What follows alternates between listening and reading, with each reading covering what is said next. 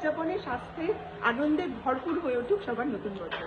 আমাদের ছোট্ট প্ল্যানিং, এখন আমরা যাচ্ছি মার বাড়িতে, একটু লুচি খাবো, সকালে জলখাবার খাওয়া হবে, আর তারপরে যাবো আমরা IPL দেখতে। তো এই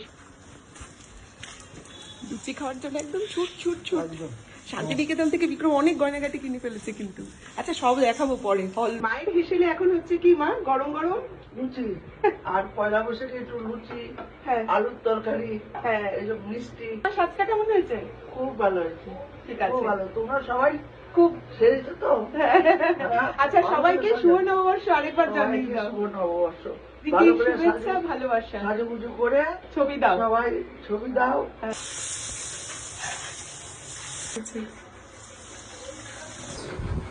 বিক্রম একটা সার্ভ করছে, কি নিয়ে জানা। বাবা বাবা,